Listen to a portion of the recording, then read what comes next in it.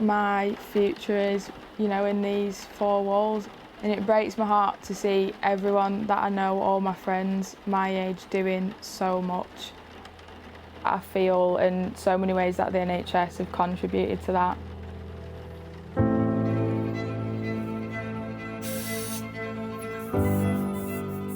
Jasmine is one of millions of patients waiting months, sometimes years, for NHS treatment. NHS waiting lists will fall and people will get the care they need more quickly. We will cut NHS waiting times. 4,000 extra appointments every week. It's a huge election issue, and we're all getting a big daily dose of political promises on who's going to fix it. But this is the story of the patients caught in the middle. It's taken me roughly 13 years to get a diagnosis. I got diagnosed in 2010 after 14 years. A day or two before your appointment and you get a text message saying, sorry, for unforeseen circumstances, this is now cancelled. Your next appointment's months away. Waiting lists have doubled since the pandemic, and the NHS is said to be more stretched than it's ever been. It is mentally, physically, emotionally draining. If I was cared for and made to feel like I was important, then I don't think it would have got to this point at all.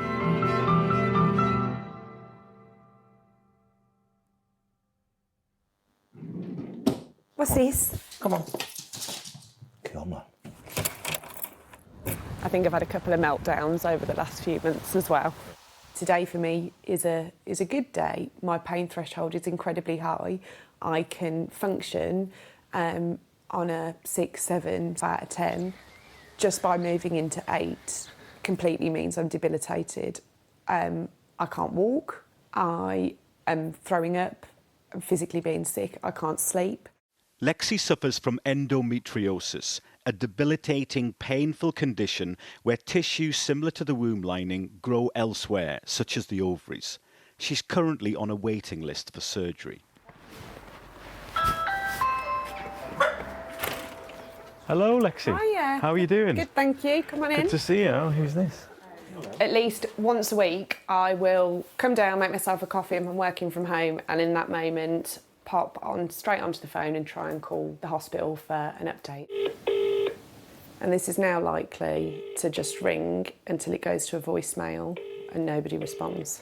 My appointment that was supposed to be in 2022 cancelled. Then again in October that was cancelled. 23rd of December was cancelled. 22nd of February cancelled. March cancelled.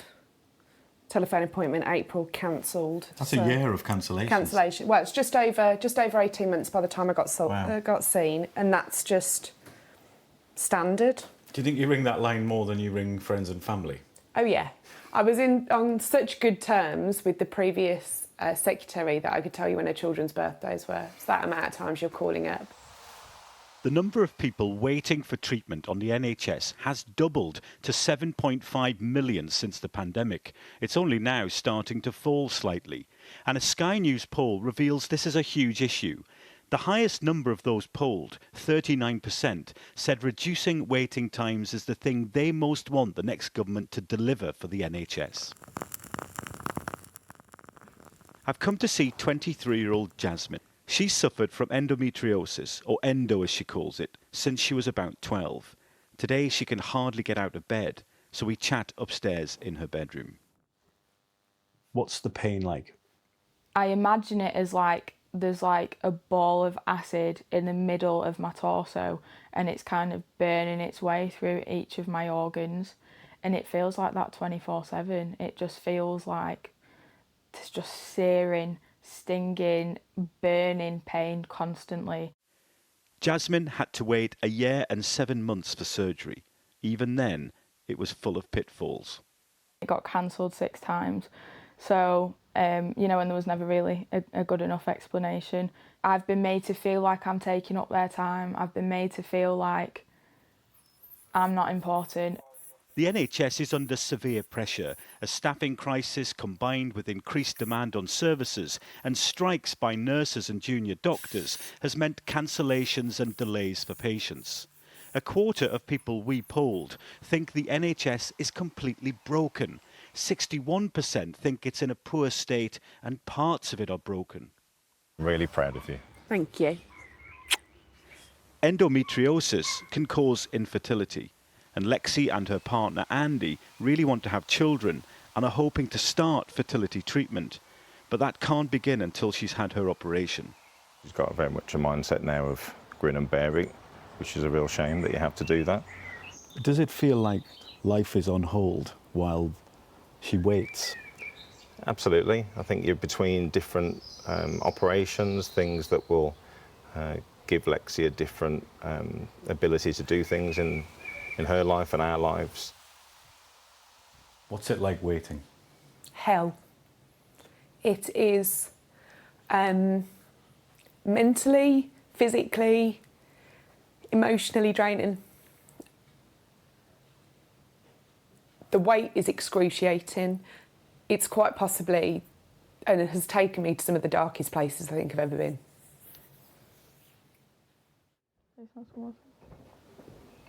And that's also the case for Jasmine. Her wait for treatment has taken her to dark places too.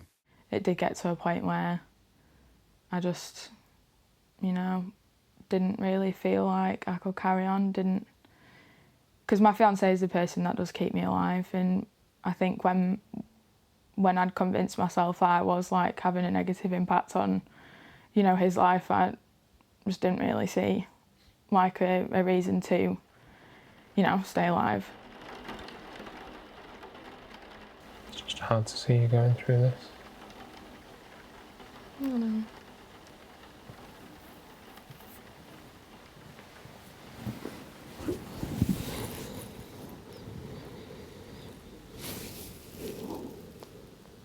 It's just really hard knowing that there's not really anything that I can do.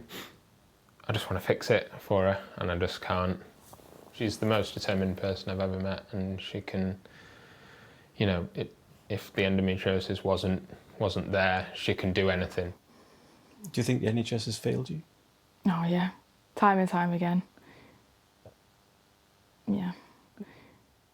In response to our report, an NHS spokesperson said, "The NHS takes endometriosis very seriously, and it is essential that staff support women experiencing cyclical pain as well as the psychological effects associated with their symptoms. The health service is committed to meeting women's individual healthcare needs and is rolling out dedicated pelvic health clinics to provide further support for women living with endometriosis." We asked voters who they trust most to run the NHS. The majority, 32%, said Labour. Only 9% thought the Conservatives. A quarter didn't think any party could be trusted with the NHS. Endometriosis affects 1 in 10 women. It's as common as type 2 diabetes. Lexi joined a support group with other women who say they've had poor treatment in the NHS. They all have their own story to tell. It's taken me roughly 13 years to get a diagnosis. I got diagnosed in 2010 after 14 years. I am now looking into private. I've already spent 1,000 at least, and there's many more thousands planned to be spent because I do need surgery. If any of the politicians were here and you had one ask, what would it be? Would they be happy for their daughters to sit on NHS waiting lists, which could be up to 3 years for treatment? Or would they be going and paying privately? That's a fair question.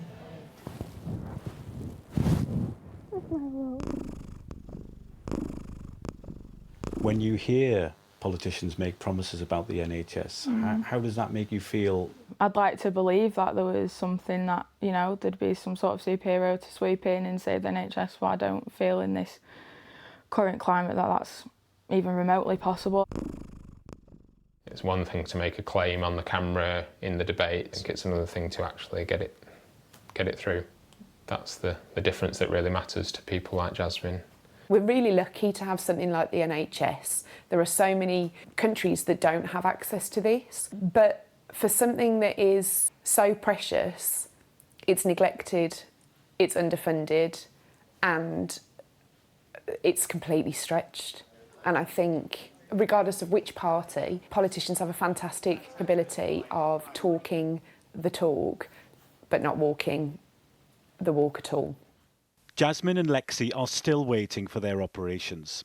They have a hope that the promises made in this election campaign will make a difference to their lives and the millions of others waiting to be seen. Nick Martin, Sky News.